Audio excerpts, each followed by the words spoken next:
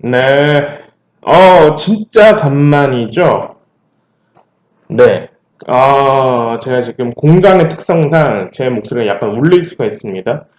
네, 유튜브는 이제 다시 돌아왔습니다. 9월 추석 이제 연휴 마지막 날이죠? 네, 그동안 많이 쉬었습니다. 쉬었고, 뭐 개인적으로 뭐 사정이라고 하긴 좀 그렇고 그냥 쉬고 싶었어요. 뭐 유튜브 하는 것도 귀찮고 뭐 제가 유튜브를 뭐 아시는 분들은 아시겠지만 목적이 뭐 정말 뭐 수익을 내야 되겠다 뭐 이런 것도 아니고 그냥 제가 심심해서 가끔 이렇게 하나둘씩 찍는 거 일주일에 막 이렇게 막 하나 찍거나 막 많으면 두 개 혹은 뭐 2주에 하나 막 이렇게 찍었잖아요. 사실 너무 귀찮았습니다. 그렇기 때문에 귀찮고 반응도 별로 재미가 없고 그리고 뭐 카페에도 올려놓고 뭐 오픈방이나 뭐 이런 데에서도 뭐 얘기를 하는데 뭐 얘기하신 분들이 많이 없어가지고 귀찮아가지고 사실 보고 들어오신 분들은 뭐 이제 간을 보려고 들어오신 분들도 계실 거고 아니면 얘는 이렇게 얘기하는데 도대체 어떤 애냐 뭐 이러면서 얘기하시는 분들이 있을 텐데 그러면서 이제 들어오셔서 그냥 눈팅만 하시고 혹은 뭐 얘가 맨날 잔소리만 하니까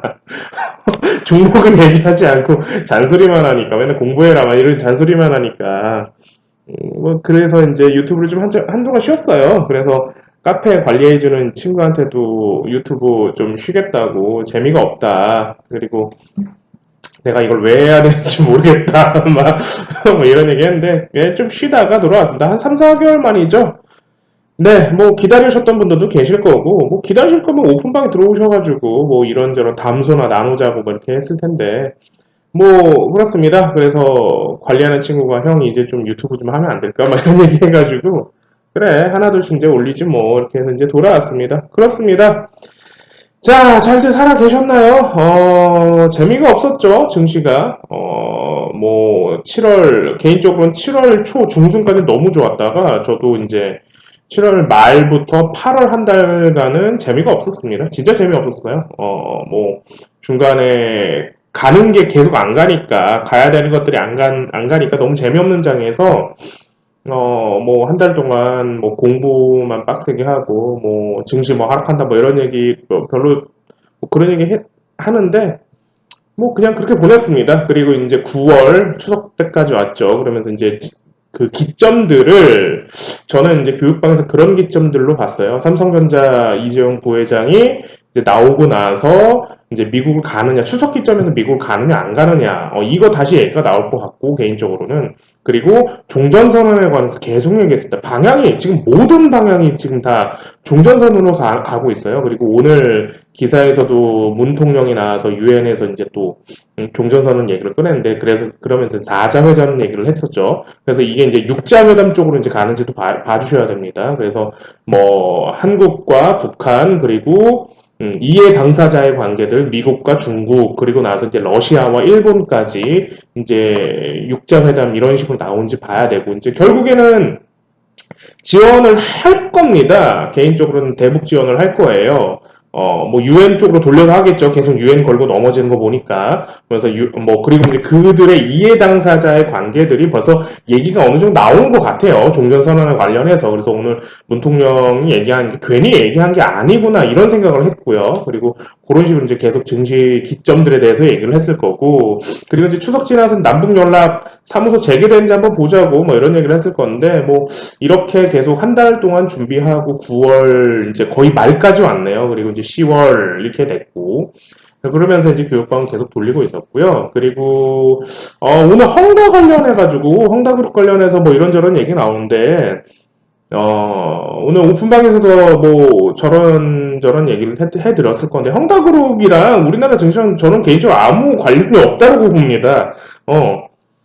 그리고 미증시를 헝다그룹 관련해가지고 지금 리먼 브라더스 서브프라임이랑 지금 엮어서 얘기하면서 뭐 명분으로 지금 증시 하락했다 뭐 이렇게 얘기하는데 여러분 한번 잘 생각해 보세요. 그냥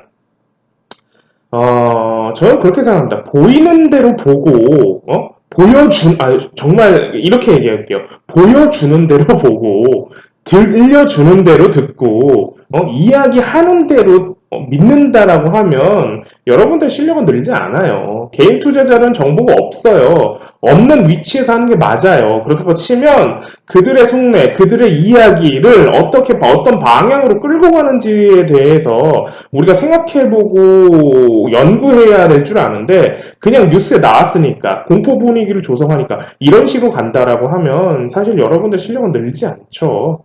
음. 헝다그룹, 우리 잘 생각해 보자고요. 헝다그룹, 중국의 GDP 2% 320조를 차지하는 헝다그룹이 무너진대요.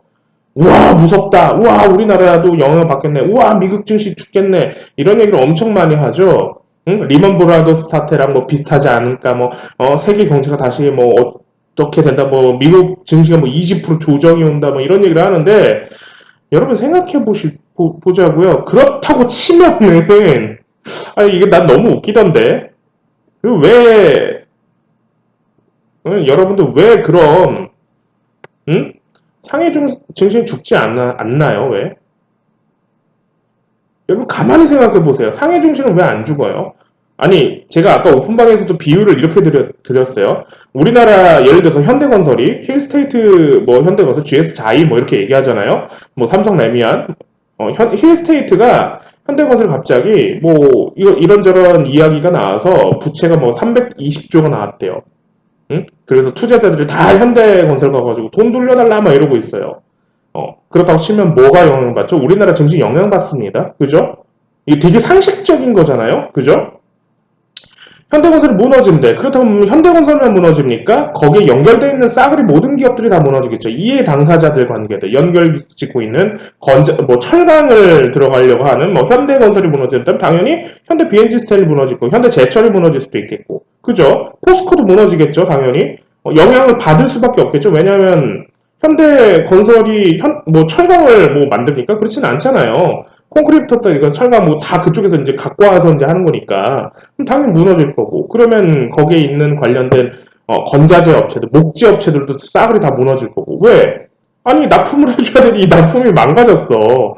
납품할 데가 없어. 그럼 당연히 수익에 타격이 오겠죠. 아니 도소매 업체도 한번 생각해 보자고요. 우리가 다 연결지어 있잖아요. 이렇게 그잖아요. 그렇다고 치면 건자재 업체들도 망할 거고 몇몇 망하는 데도 있겠죠.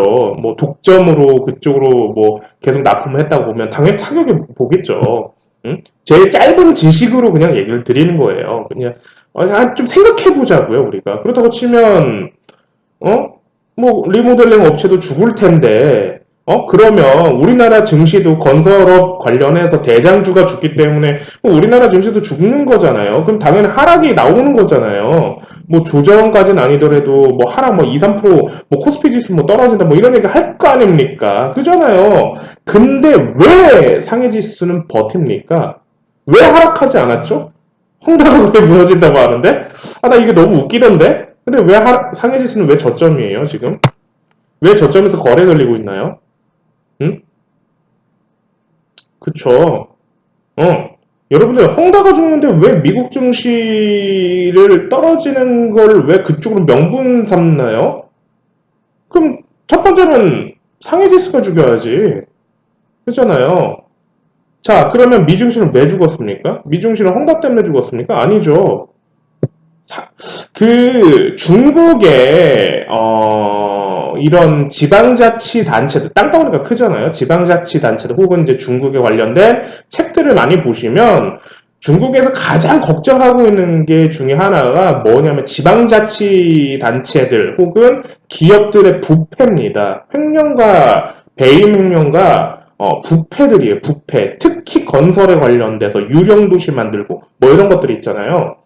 지방자치 단체들의 부패, 이런 것들이 제일 많이 나옵니다. 저는 개인적으로 이게 이제 이번에 나오지 않았나, 헝다 관련해서 이제 나오지 않았나, 그런 생각들을 좀 하고 있고, 그리고, 중국의 공동부유 전략 중에 하나가 요즘에 최근에 텐센트 죽이고, 그리고 이제 뭐냐, 알리바바 마윈 죽이고 이런 거 보니까 홍위병 전략이라고 이제 계속 기사들이 이제 나오더라고요. 이거 제가 다 짜낸 얘기가 아니라 기사들만 잘 보면 이런 것들을 알 수가 있어요. 그러면서 이제 시진핑 독주 체제에 대한 전략들이 나오더라고요. 그러니까 말 그대로 지금의 제 나이 때 있죠. 3, 40대, 50대 관련돼서 좀 새로운 생각들을 갖고 있는 사람들을 죽여버리는 거죠, 일부러. 공동부유 전략에서. 그러면서 지금의 MZ 세대들, 지금의 커져 나오는 세대들을 잡아버리는 거예요. 공산당에 충실하도록. 야, 우리를 믿으면, 니네가 우리한테 표를 주면, 우리가 니네를 스타를 만들어줄게. 그러면서 이번에 여대생이 하나 나와서, 중국의 여대생이 나와서 공산당 찬양하고 막 이러잖아요. 그게 정치적 전략으로 들어간다고 저는 생각을 하거든요. 그래서 독주체제 강화하고, 상하이 거리에서 설립하면서 금융권 끌어오면서 돈을 계속 돌리겠다라고 얘기하고, 그럼 결국 시진핑 체제가 다시 10년간을 독주체제로 만들겠다라고 하는 건데, 그죠? 그렇다고 치면 지금의 자기의 반한 세력들, 반대하는 세력들을 어느 정도 잡고 가야 된다라고 생각을 하거든요, 저한테는. 그게 정치적 싸움들이니까. 그렇다면 그 중에 하나도 헝다이지 않을까, 이런 생각을 합니다. 이번에 그 전에 이제, 알리바바 먼저 죽였고, 그리고 텐센트 죽이고, 그리고 이번에 다시 헝다 죽이고, 헝다 죽인 다음에 완다까지 죽일 수도 있어요. 예전에 이 두 개가 중국 경제에서, 건설업 경제에서 가장 크게 있었던 기업들이라서, 그러면서 예전에 2015년도 기사 이런 거 보면 중국 헝다, 완다, 재벌가들의 이런저런 얘기들 많이 나왔을 거예요. 그래서 다 기사 있어요. 여러분들이 안 찾아보셔서 그렇지, 기사 예전에 다 있는 것 같습니다. 그냥 네이버에 그냥 완다, 헝다 이런 거 치면 다 나와요.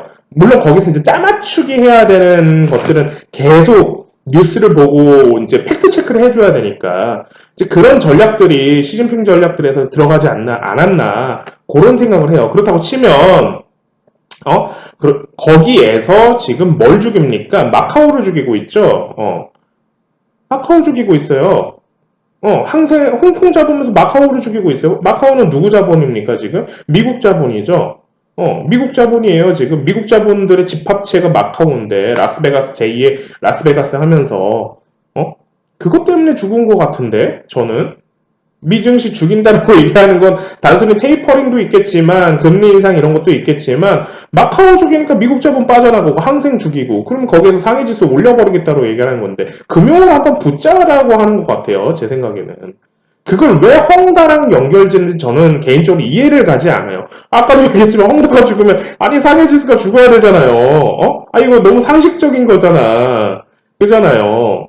물론 제가 다 아는 게 아니에요, 지금. 저도 이제 개인적으로만 추측해서 얘기를 드리는 거니까. 기사의 짜맞춤이나 이런 것들로 보니까요. 그렇다 치면 우리나라 조정할까? 저는 아니라고 봅니다. 물론, 조정을 어느 정도 목요일장, 내일장에서 어느 정도 할 수는 있겠지만, 앞으로 저는 우리나라 지수 상에 따라간다고 생각해요. 왜냐면 블랙록이나 이런데 자본들이 결국 우리나라 다시 한번 돌릴 거라고 예상을 하고 있고 그리고 삼성전자가 죽지 않습니다 지금. 삼성전자 외인들이 보고 있어요. 주체는 외인들입니다. 그러면은 여기서 8월 31일 기점으로 삼성전자 여기서 계속 매수 때려주면서 지수 방어를 해주고 있어요 얘네들이. 개인들은 올릴 힘이 없고 주가를 개인들은 그냥 개인들이고요.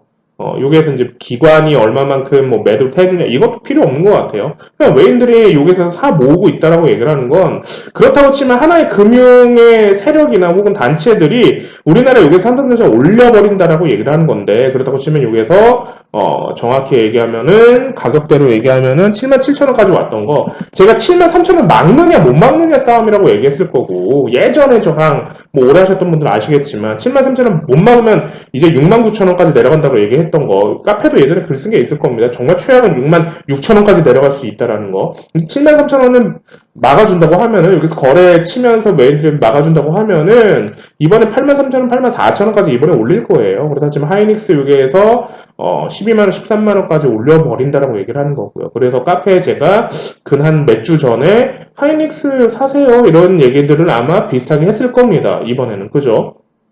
그래서 교육방도 그런 얘기를 했을 거고요. 그래서 그런 식으로 돌아가지 않았나 그런 생각을 합니다. 그리고 이번에 이제 우리나라 문 대통령이 종전선언을 또 얘기를 하죠. 이게 괜히 얘기하는 게 아닌 것 같다라고 아까도 얘기 드렸을 거예요. 그들의 선에서는 이미 이런 이해관계들이 있을 거예요. 미리 얘기가 나왔을 거고 그 방향으로 간다라고 얘기했을 거고 그래서 공식 석상에서 꺼냈다라고 얘기하는 자체가 우리가 알지 못하는 개미 투자자들이 알지 못하는 다른 것들이 분명 있다라고 얘기를 하는 거예요. 그리고 거기에서 나오는 차트들은 아직도 다 살아있습니다. 일신석재, 신원, 뭐 아난티 이런 것들은 대북 주들은 아직 다 살아있어요. 주포들이 매집한 것도 아직 나오지도 않았어요. 지금 물량을 내놓지도 않았어요. 그렇다고 하는 얘기는 개인적으로는 헝다 죽던 말던인 것 같아요. 그렇다고 치면 지금 얘기가 나오는 거는 뭐 구조조정하고 인수전이 나오느냐, M&A가 나오느냐, 아니면 이제 중국 정부에서 국유화 쪽으로 흘러가느냐라고 하면 저는 국유화한 것 같아요. 그래서 시진핑 체제에서 두면서 국유화를 시켜버리고, 이제, 그러니까 국가에서 가져가는 거죠. 쉽게 얘기하면. 그게 이제 공동부유 전략이지 않을까. 뭐 이런 생각들을 합니다. 결국엔. 자, 그렇다고 치면 이제 삼성전자 뭐 그렇게 걱정할 필요가 없다라고 생각을 해요. 그리고 이제 우리나라는 뭐 이번에 상해 증시에 쫓아가면서 앞으로 뭐 지수 3,500, 4,000까지도 올리지 않을까. 뭐 이런 생각들을 좀 드립니다. 자, 그리고 뭐 오픈방에는 뭐 제가 그런 얘기 했을 거예요. 현대차 관련해서 그리고 기아 관련해서 이번에 저번 주죠, 추석 전에 제가 기점으로 봤던 수소 이제 관련해서 하이드로젠 웨이브 그리고 기업들의 수소 협의 기업체 이런 거 관련해서 아직 안 간 종목들이 있다. 앞으로 이거 수소 더 갈 거다라고 얘기를 했을 거예요. 왜냐면 그 전에 2차 전지 돌아오고 나서 2차 전지 돌리고 나서 자동차 부품단 애들이 갔었거든요. 근데 수소 애들이 안 갔어요. 수소 기업 협의체를 하고 나서 하이드로젠 웨이브를 했음에도 불구하고 사실 그 전에 가줘야 되는데 지금 안 간 게 수소랑 자율주행입니다.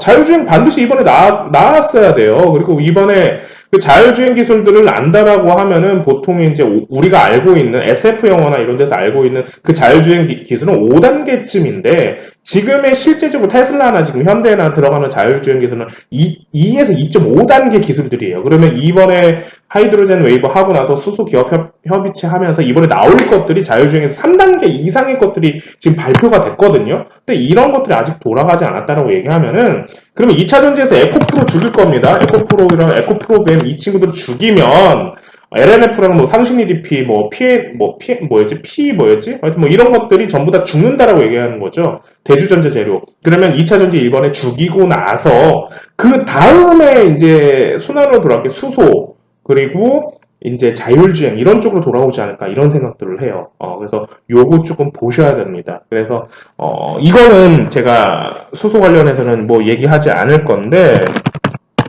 그렇다고 지금 SPL셀이라든지 JNK 히터 이런 친구들 이 친구들 어차피 따라갈 겁니다. 얘네들이 여기에서 이번에 한번 오르지 한번 보세요.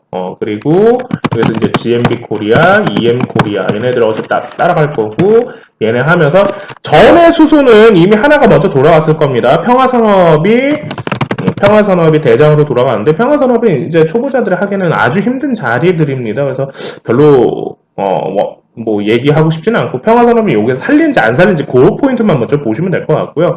얘 기점으로 지금 SPL셀이나 JNK 히터, GMB 코리아, EM 코리아 이런 친구들 돌아갈 거냐 아니면 평화산업 다음으로 얘네들 이제 조정을 하고 나서 다음 순환으로 제가 지금 얘기했던 SPL셀, JNK 히터 중심으로 돌아갈 거냐 요 포인트를 먼저 보시는 게 좀 좋지 않을까 그런 생각을 합니다. 그러면서 이제 수소랑 자율주행 애들이 돌아가지 않을까 그런 생각을 하고 자율주행들 슬슬 이제 몇몇 애들이 돌아가기 시작을 했어요. 그러고서 이제 얼마만큼 올라올 거냐 이 포인트를 먼저 보셔야 될 것 같습니다. 그래서 그런 계속 이제 뉴스에서 아까도 올려드렸다시피 이렇게 그런저런 얘기를 헝다 관련해서 이런저런 얘기를 하는데 아니 너무 웃긴 거야 개인적으로는. 아니 그러면 성현씨 죽는 거 당연한 거 아니야? 그러면 이렇게 봐야 되는데 왜 그걸 미증시에 엮어서 얘기하는지 개인적으로는 좀 잘 모르겠다라 제 짧은 지식일 수도 있지만 그런 생각이 좀 들고요. 그렇게 크게 걱정할 건 없을 것 같은데, 이제 종목들이 많이 갈릴 거예요. 이제 미리 죽었던 종목들이 있을 거고, 죽었던 종목은 더 죽을 거고, 앞으로 나오는 종목들이 앞으로 계속 갈 겁니다. 이제 판이 바뀐다라고 얘기를 하는 거죠. 그 판은 벌써 바뀌었어요. 그렇기 때문에, 이제 앞으로 나온 이제 대선, 그리고 대선에 관련된 정책주들, 종목들도 싹 다 바뀌면서 왔죠. 그러면서 이런 친구들이 앞으로 얼마나 갈지 그 포인트를 먼저 보셔야 되는데 벌써 기점은 현대 현대건설, GS건설, 이런 친구들은 건설업들이 먼저 가기 시작을 했고, 그리고 교육방도 이제 하나 잡고 있어서, 뭐, 얘기하긴 좀 그런데, 뭐, 이런 친구들이 있을 거고, 그리고 이제, 뭐, 신혼종합개발, 얘는 이제 윤석열 정책으로 이제 빠졌죠. 얘가 이제 10,000원 땅을 가는지 한번 보셔야 될 것 같습니다. 그렇게 보면 될 것 같고요. 그리고 이제, 그 전에 이제, 건설업 하면서 리모델링 애들이 계속 돌아갔고, 건재재 애들이 돌아갔으니까, 그래서, 그렇게 흐름으로 좀 돌아가지 않을까, 좀 얘기를 드리고 싶어요. 뭐, 딱히, 뭐, 좀 조심하세요. 초보자들은 지금, 초보자분들, 본인이 초보자라고 하시는 분들은 좀 조심하시는 게 좀 좋을 것 같아요. 그리고, 간만에 유튜브라서 제가 지금 뭘 얘기해야 될까? 막, 아니, 뭘 얘기하지? 뭐, 이런 얘기를 좀 드리는데, 그리고 이제 카페에 제가 썼던 노란풍선, 이 친구는 더 가져가십시오. 2만원 정도까지 넘을 생각을 하시는 게 좀 좋을 것 같고요. 그리고 이제 저를 아시는 분들은 아시겠지만 부산가스에 대해서 그렇게 많이 얘기했었는데, 작년부터 얘기했던 거죠. 이거 잦은 상태 나올 거라고 얘기했는데, 1년 뒤에 나오네요. 1년, 한 2, 3개월 뒤에 나오네요. 그때는 저는 10만원 정도까지 얘기했는데, 85,600원인가? 뭐, 이렇게 나오더라고요. 86,000원인가? 그래서 교육방은 뭐, 이번에 이제 매도하신 분들이 있는데, 뭐, 잘 버티신 분들은, 뭐, 시나리오는 똑같았어요. 왜냐면 LG화학하고 SK ENS랑, 뒤지게 배터리 싸움 한 거 돈 물어줘야 되니까, SK ENS, SK 이노베이션이랑, SK ENS에서 갖고 있는 부산가스 자진 상폐해버리고, 이거 자진 상폐 얘네 지금 처음 아닙니다. 2013년도가 12년도인가 또 한 번 했어요. 그렇기 때문에 그 수순이 지금 다시 나오는 거예요. 자진 상폐해버리고 얘네 매각해버리고 그 자금을 막아줘야 되니까. 그러면서 신사업 벌리는 거, 응? 그리고 배터리 쪽으로 이제 다시 투자한다고 하면 부산가스 매각 처리해버린다고 이렇게 아마 얘기 나오는 거를 작년부터 얘기를 드렸었는데 이제 나오는 것 같습니다. 자, 뭐, 그렇습니다. 오늘 좀 주된 것들은, 유일한 테크 얘는 붙으십시오. 얘는 좋습니다. 얘는 교육방에서도 얼마까지 갈 수 있다라고 얘기를 했는데, 얘는 차트상으로도 지금 얼마까지 올려야 됩니다. 제가 이렇게 차트상으로 얼마까지 올려야 됩니다라고 얘기를 하는 거는, 저도 나름대로 이유가 있겠죠. 그죠? 근데 얘는 아직 뭐 간 게 없어서 얘는 이제 시작이에요. 그리고 이제 전에 덩다리 하면서 이제 매집했던 물량이 아직 나오질 않아가지고 얘는 나노 CMS 다음으로 이제 신규주에서 유일에너테크 그리고 라이프 시멘틱스 뭐 이런 친구들 뭐 삼형 SNC 뭐 이런 삼형 SNC였나? 뭐 이런 친구들이 앞으로 이제 많이 가는지 한번 보셔야 돼요. 이건 단순히 이게 한 번, 두 번 보고 끝낼 게 아닐 것 같아서 유일에너테크는 뭐 이 친구들은 뭐 지금도 아주 좋습니다. 가져가세요. 얘는 주포가 관리하고 있어요. 그래서 간만에 이제 유튜브를 찍으니까 이제 저도 좀 어색하네요, 이게.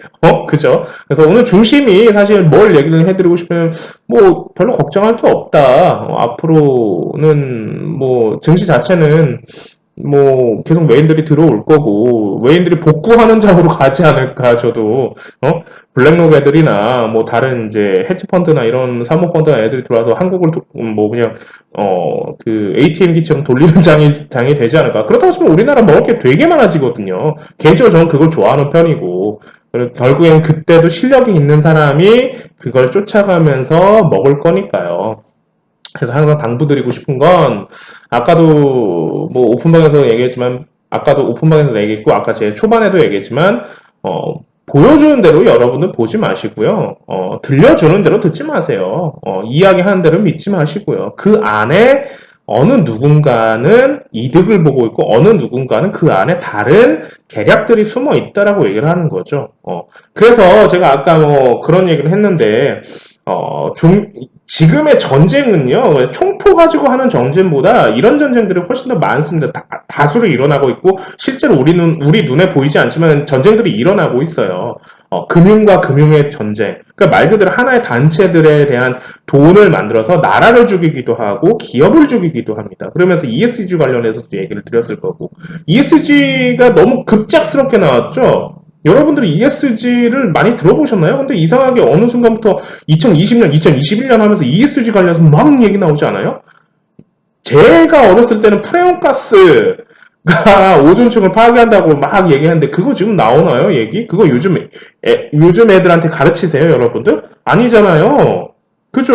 근데 갑자기 ESG, 환경, 소사이어티, 거버넌스 뭐 이런 얘기를 하는 게 그것 또한 어느 누군가는 그걸 등 뒤로는 본인들의 입속을 채우는 경우도 있다고 얘기를 하는 거죠. 종교와의 종교와의 전쟁, 이념과 이념과의 전쟁, 이런 것들이 앞으로 계속 나올 겁니다. 그리고 앞으로 우리 세대에서도 계속 이야기가 나올 거고, 그리고 그것 또한 금융시장에서 돌아갈 거니까, 그래서 들려주는 대로 듣지 마시고, 보여주는 대로 보지 마시고, 이야기하는 대로 믿지 말라고 얘기를 하는 거예요. 그러면 그 뒤까지 우리를 생각하고 봐야 차트 또한도 마찬가지고 종목 또한도 마찬가지죠. 그냥 단순히 재무제표가 좋아, 기업이 좋아, 이거는 가장 우리가 알고 있는 보여주는 대로 보는 거잖아요, 이거. 그러니까 그 뒤에 어느 누군가가 이걸 관리하고 있고, 어느 누군가가 이걸, 입속을 챙기려고 하는지, 그런 것들을 따라가야 된다고 얘기하는 거예요, 금융파는. 이해되셨죠? 간만에 유튜브 찍느라 되게 어수선한데, 뭐 이제는 좀 다시 해보려고 하니까, 네, 다시 돌아왔습니다. 컴백 영상입니다. 네, 오늘 여기까지 얘기 드릴게요.